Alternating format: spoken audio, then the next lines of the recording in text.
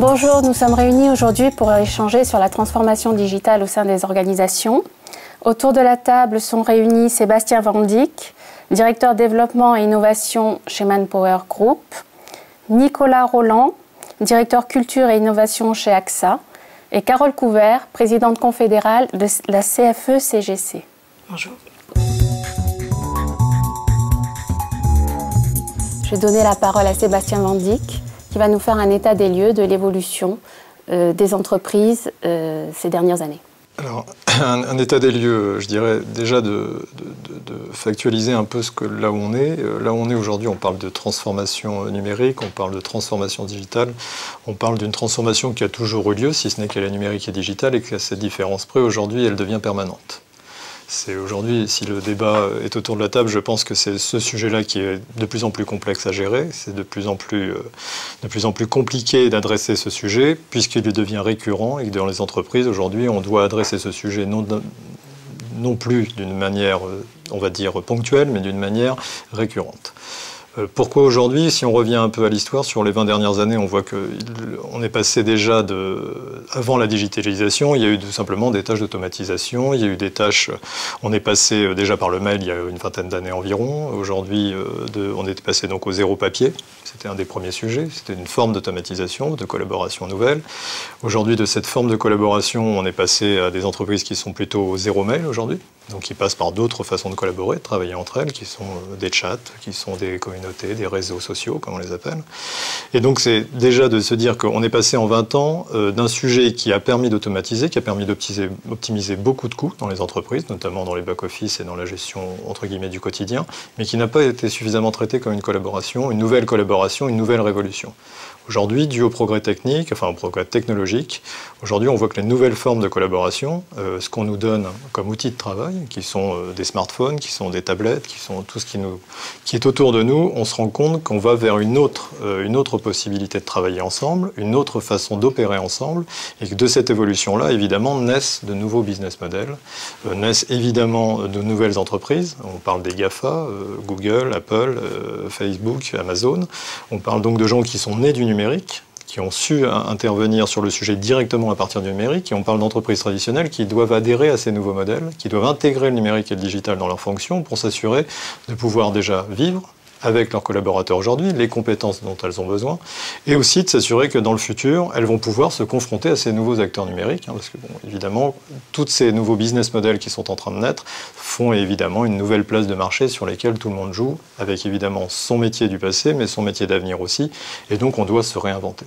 Et c'est là-dessus où, en gros, je pense que la transformation digitale doit avoir un impact, notamment, évidemment, au point de vue business, puisque, évidemment, au point de vue business, il faut intégrer ça dans sa stratégie, mais évidemment, au point de vue RH, puisque le capital humain doit être associé totalement à cette transformation, puisque si on parle de récurrent et de permanent, ça veut dire qu'on doit entraîner les collaborateurs dans cette récurrence-là, et donc dans leur employabilité à terme. L'important, c'est effectivement de comprendre, non pas uniquement l'évolution technologique, le digital a impacté au niveau de l'entreprise, mais surtout l'importance des usages, en fait, que cela apporte au niveau de nos clients et des consommateurs d'une manière générale. Effectivement, les sociétés d'assurance aujourd'hui sont confrontées à des évolutions, comme d'ailleurs les sociétés d'assurance et bancaires du monde de la finance sont confrontées à des tendances assez fortes au niveau du digital, comme tout d'abord les modes de consommation. On voit que de plus en plus les usagers du web et la société française en particulier consomment via l'e-commerce et du digital. On s'aperçoit que de plus en plus le digital a permis un accès à l'information assez importante, et aujourd'hui en fait les clients des assurances sont capables de pouvoir comparer en fait les différentes assurances, qui étaient quasiment impossible à imaginer il y a encore une dizaine d'années. On s'aperçoit que le mobile crée de l'instantanéité, et ça c'est aussi quelque chose qui est assez nouveau, cette instantanéité à la fois dans l'usage et à la fois dans le service. On s'aperçoit qu'effectivement on a aussi une exigence de plus en plus importante de par ce service, en termes de service, de par cette instantanéité et de par cet accès à l'information. On a une évolution assez importante dans le monde monde du service d'une manière globale qui est lié au digital, qui est le passage plutôt de la possession à l'usage. Hein, c'est-à-dire qu'on le voit très bien avec des Netflix ou avec des Spotify, où vous allez consommer en fait finalement de la musique, où vous allez consommer de la télé, tout comme dans les services un peu plus récents, notamment en France, où on va consommer de l'usage d'une auto de type Blablacar versus acheter une voiture. Et ça, c'est une transformation de la société qui peut aller jusqu'à l'économie collaborative. On voit de plus en plus finalement des modes de crowdfunding, où vous allez avoir des banques qui sont formées par la société. Bientôt, on peut très bien imaginer des nouvelles formes de mutuelles, en quelque sorte, en termes d'assurance, où des personnes vont mettre en commun finalement une sorte d'économie pour pouvoir assurer des biens. Et enfin, on a les deux grandes nouveautés très importantes en fait dans le monde de l'assurance, qui sont tout d'abord le fameux big data, hein, ce qu'on appelle big data, qui permet en fait l'accès à une multitude de données dans de nombreuses sources, vous permet effectivement aujourd'hui de bien mieux connaître vos clients et par ailleurs de pouvoir leur proposer au mieux finalement des services les plus adaptés par rapport à leurs besoins. Et enfin, la tendance nouvelle un peu de cette société de consommation, qui sont ces objets connectés, hein, qui vous permettent de bien comprendre comment les gens finalement utilisent leur maison, utilisent leurs biens, et pouvoir justement aussi leur proposer des services les plus adaptés. Alors, en fait, avec l'instantanéité de l'information que propose la digitalisation, l'idée c'est comment repenser aussi les modèles au niveau d'une organisation syndicale. Une organisation syndicale, c'est le reflet d'une société. Donc nous sommes là aussi en transformation et en mutation permanente. Et le digital est une vraie opportunité. C'est une opportunité pour passer d'un syndicalisme de posture, d'un syndicalisme de discours, à un syndicalisme d'action. Et en fait, dans cette transformation, au niveau de la CFE-CGC, nous avons mis en place des plateformes participatives sur lesquelles les adhérents, nos 160 000 adhérents, ont pu venir contribuer.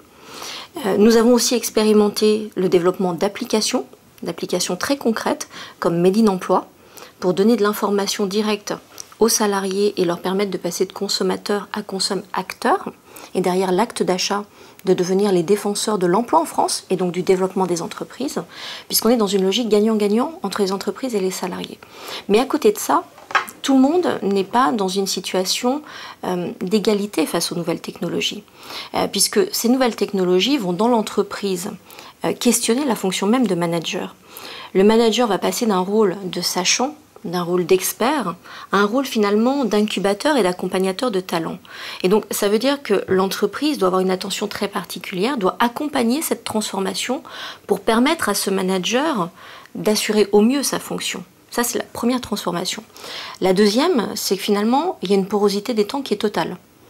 Entre la vie professionnelle, la vie personnelle, le smartphone, les tablettes, on fait qu'on peut aussi bien travailler à la maison et avoir quelques problèmes personnels qui viennent aussi envahir de temps en temps la sphère professionnelle.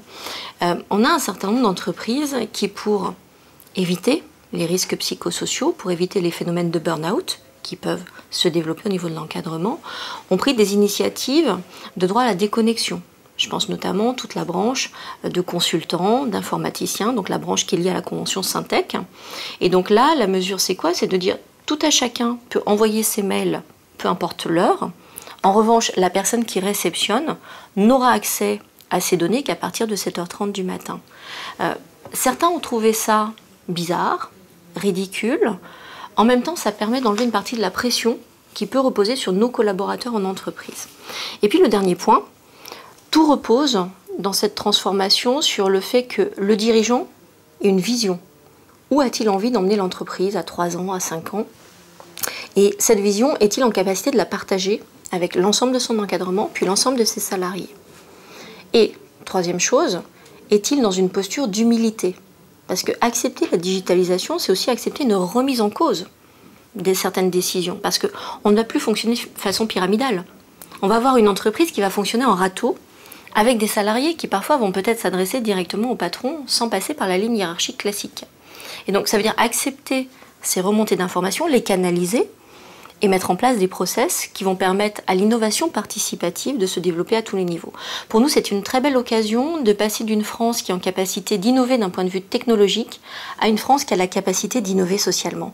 Et nous croyons beaucoup que la digitalisation peut être l'occasion de repasser à l'offensive et de faire s'exprimer cette France qui a des talents, que ce soit chez les salariés ou chez les employeurs. Je reviendrai sur ce que vous avez dit, c'est-à-dire il y a deux choses très importantes, c'est en effet l'évolution des habitudes et des usages pour l'ensemble des collaborateurs, où qu'ils soient dans la pyramide, et aussi l'opportunité sur l'emploi et l'employabilité. Et là, je sépare bien les deux volontairement, parce qu'il y a déjà des opportunités d'emploi normales du fait que ça apporte des nouveaux jobs demain. Il y a aussi une évolution sur l'employabilité, puisqu'on peut, de ce fait-là, pouvoir peut-être évoluer dans ses propres compétences pour aller vers d'autres sujets qui sont peut-être juste pas un nouveau job, mais tout simplement une nouvelle façon de travailler dans son job. Pour en revenir à ça, évidemment, ça passe par une co-responsabilité. Elle passe par l'entreprise, l'employeur, elle passe évidemment par le collaborateur, puisqu'on parle de transparence. On parle aussi des partenaires sociaux. Je pense que les trois doivent être autour de la table aujourd'hui, aussi bien dans ce processus-là, aussi bien au moment de la vision, ce que vous disiez, c'est-à-dire que si on doit partager cette vision, on doit commencer, et puisque de toute façon, si on ne la partage pas, elle est quasiment partagée par ailleurs, il y a une co-responsabilité qui est sur tripartite, à minima, et je dis bien en co-construction, parce que quand on parle de co-responsabilité, ça veut dire qu'on la co-construit aussi, ça veut dire qu'on met ces trois acteurs-là autour de la table, et donc il faut bien qu'il y ait des représentants de chaque pour pouvoir le faire. Et de l'autre côté, après, il y a la même co-responsabilité dans la mise en œuvre. Parce qu'évidemment, si on commence à créer des freins les uns les autres ou des résistances par rapport à ce qu'on demande aux collaborateurs demain, ces nouveaux modus operandi tels qu'on vient de les décrire, quand on parle simplement d'usage, quand on parle d'habitude, c'est ce qui touche, c'est des sensibilités profondes, c'est des résistances profondes, ça veut dire déjà un changement de culture. Le premier sujet, c'est le mindset. On change la culture d'une entreprise.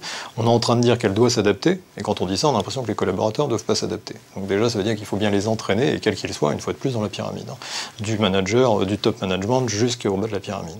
Et globalement, ça veut dire que cette intégration de cette tripartie fait qu'on va pouvoir certainement, et je travaille sur beaucoup de sujets avec les grandes entreprises françaises, où on essaie d'associer ça ensemble, et quand on l'associe, on se rend compte qu'on est plutôt félicité, on se rend compte que les collaborateurs, il y a une transparence de l'information et on en diffuse et on infuse des choses pour qu'eux-mêmes se prennent en charge. Ils ont besoin de savoir vers quoi ça tend, ils ont besoin de savoir vers quoi leur métier tend, ils ont besoin de savoir où ils vont, ce qui est juste un naturel, la nature a peur du vide, de toute façon.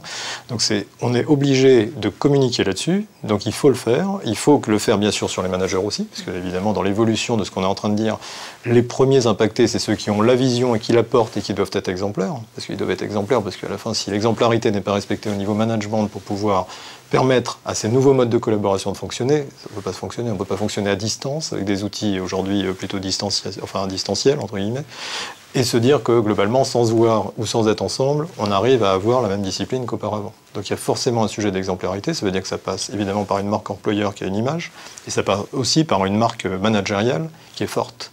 Et ça, c'est les gros impacts. Alors pour ce faire et pour travailler sur ces sujets-là, évidemment, il y a trois grands enjeux, à mon sens. Il y a anticiper au lieu d'accompagner.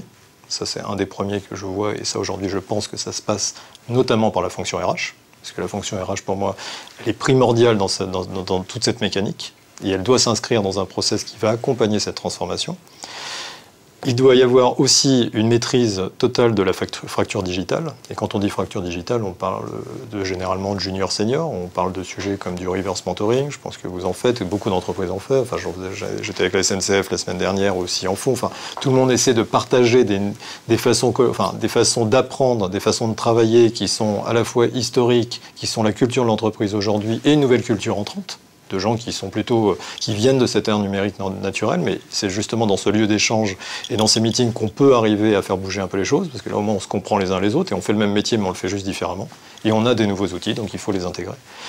Et ça, je pense que c'est un vrai des sujets. Et après, bien sûr, c'est une question de pilotage. Parce que pour réussir ce genre de mécanique, pour arriver à passer d'une transformation d'un métier, entre guillemets, dit traditionnel, ou d'une entreprise dite traditionnelle, vers des métiers qui vont être un petit peu plus novateurs, qui vont intégrer l'innovation, évidemment, l'innovation, ça paraît toujours très accueillant, ça paraît toujours très sympathique, mais l'innovation, il y a trois stades. Il y a le ridicule, il y a le danger, il y a l'appropriation.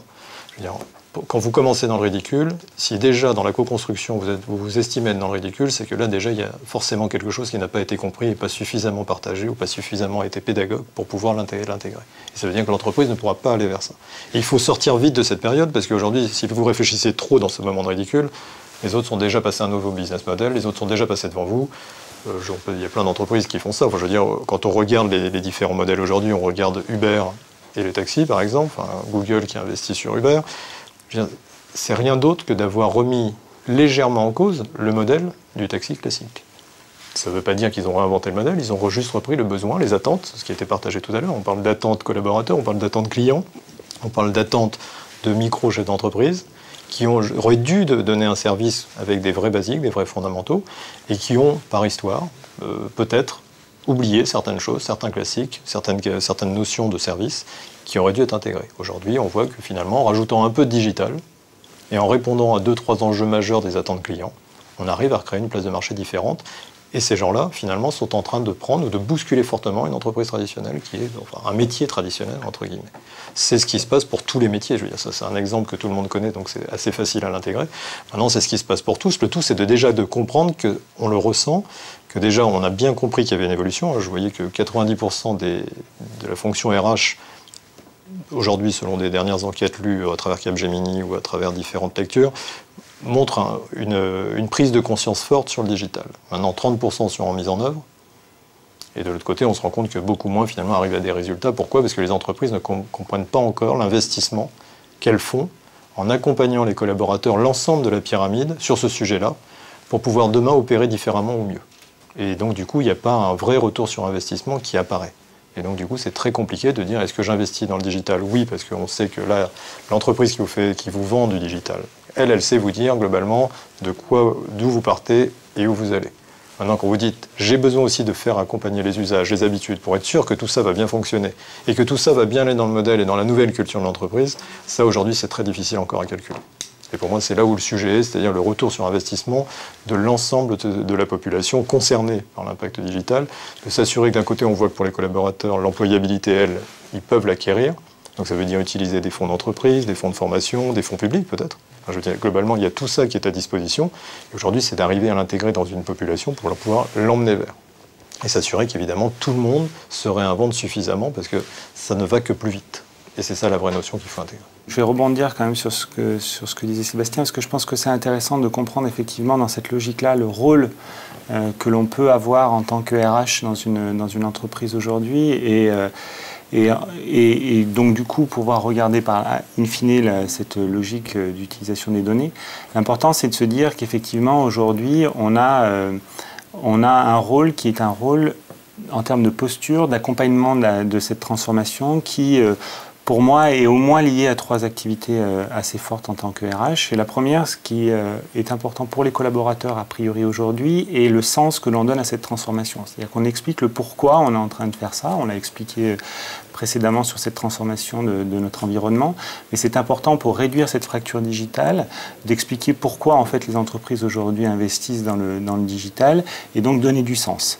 Ce qui est important aussi, c'est de comprendre et de faire comprendre les usages. C'est-à-dire que la technologie comme le digital n'est pas une fin en soi, c'est au service d'une ambition. L'ambition peut être celle de l'entreprise et une ambition stratégique.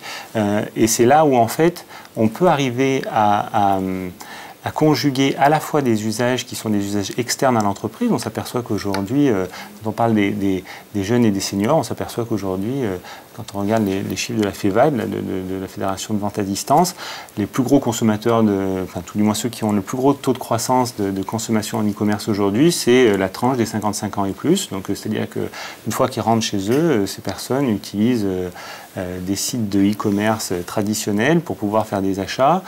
Certains utilisent de plus en plus d'ailleurs Facebook, parce que c'est aussi un des segments les plus croissants de Facebook, pour pouvoir se connecter avec leur famille et pouvoir chatter d'une manière instantanée justement et en réseau avec des membres proches de leur entourage et de leur réseau.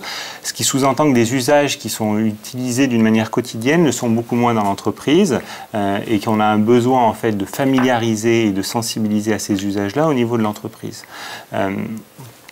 Et la troisième approche, donc on essaie de donner du sens, on essaie de familiariser à des usages nouveaux. Et la troisième logique, c'est celle de la montée en compétences, c'est de se dire justement, on a un besoin de monter en compétences pour assurer l'employabilité.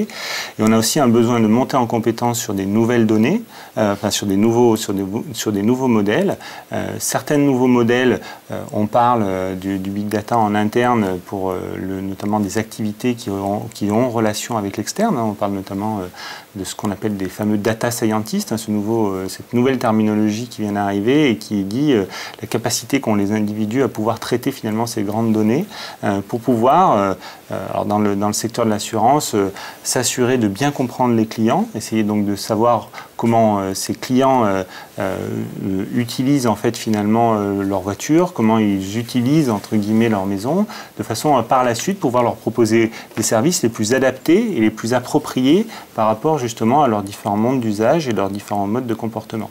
Et ça, c'est des choses qui sont assez nouvelles, qui peuvent même à la limite amener à certaines remises en cause de modèles, hein, où on était dans des, comme vous disiez tout à l'heure, on était en règle générale dans des approches, alors pas les entreprises d'une manière générale étaient dans des approches de produits centriques, hein. On avait des produits et on poussait ces produits. Aujourd'hui, on est plutôt dans la logique de se dire on se focalise sur notre client pour pouvoir lui adresser justement des services des plus adaptés. Et ces services-là, on est capable de lui proposer parce que justement, on est capable de calculer au mieux finalement les différents usages qui sont des usages à la fois qu'on peut recueillir par des objets connectés, par des applications mobiles et par diverses autres données qui peuvent être des données publiques. Hein, c'est ce qu'on appelle les open data, hein, qui sont des données qui sont accessibles à tout un chacun et que l'on peut justement pouvoir analyser au mieux.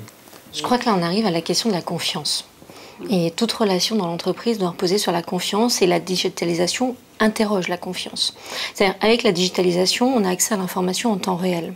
Donc, encore une fois, ça repose la question du rôle et de l'utilité du management, et donc de la redéfinition des rôles, de la capacité des managers à connaître la vision du chef d'entreprise, à partager cette vision, à la démultiplier et à côté de ça, accepter les remontées du terrain. On n'est plus sur des organisations pyramidales. Donc ça, c'est vraiment comment, avec la digitalisation, comment repenser le modèle de l'entreprise. C'est aussi une opportunité d'explorer de nouveaux modèles. Le télétravail, qui est par exemple pas suffisamment exploré et exploité en France. Les entreprises ont un problème de compétitivité, de coûts. La digitalisation doit permettre de pallier à ces difficultés, notamment en permettant le télétravail, tout en n'oubliant pas le contact humain. Et il va falloir qu'on arrive à trouver le bon endroit où positionner le curseur entre digitalisation, présence physique, partage de l'information, retour. Et aujourd'hui, quelques entreprises l'utilisent de façon merveilleuse. Mais encore une fois, on en revient sur un dirigeant ou une dirigeante qui a une vision, qui la partage. Et à côté de ça, un management et des salariés qui donc connaissent cette vision, savent à quoi sert leur travail dans le résultat ou la production de l'entreprise et se sentent aussi reconnus à leur juste valeur.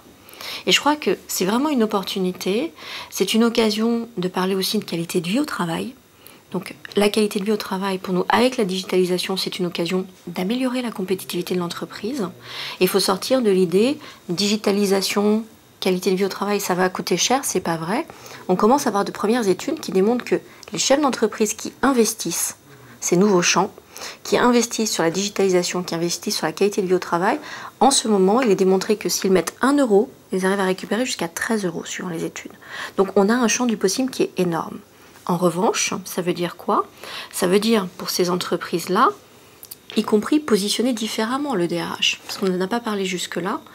Pour que la politique soit impulsée de bonne façon, il faut que dans les entreprises à l'avenir, le DRH soit positionné au même niveau que le directeur financier.